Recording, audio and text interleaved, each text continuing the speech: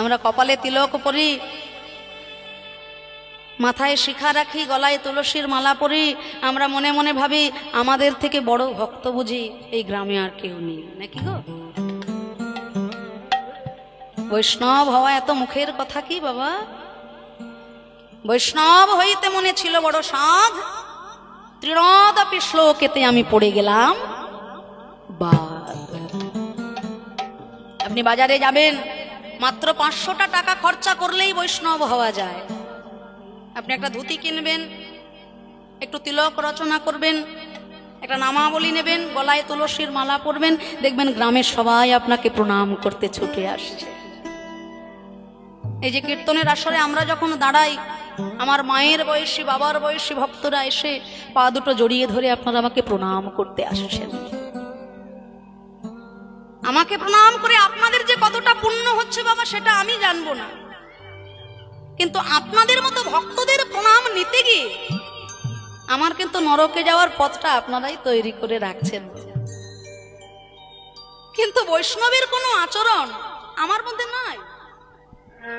আপনারা আমাকে বৈষ্ণব ভেবে প্রণাম করতে আসছেন, আমি কীর্তন করি, দুটো কথা দুটো গান মুখস্থ করেছি মহাপ্রভুর কৃপায়, মা বাবার আশীর্বাদে। কেননা যে বংশে আমার জন্ম হয়েছে এটা বৈষ্ণব পরিবার, ভক্ত পরিবার।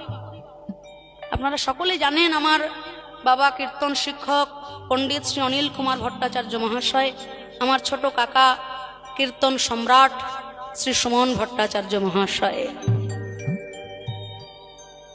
তো সেই বংশে জন্মগ্রহণ করে তারা হলো কীর্তনের অগাধ সমুদ্র। হ্যাঁ, সেই সমুদ্র থেকে এক বালতি জল তুলে নেওয়ার ক্ষমতাও আমার হয়নি, তবু সেই বংশে জন্মগ্রহণ করতে পেরেছি বলে আপনাদের মতো ভক্ত সঙ্গ করার সৌভাগ্য আমার হয়েছে বাবা। আপনারা আশীর্বাদ করবেন আমায়।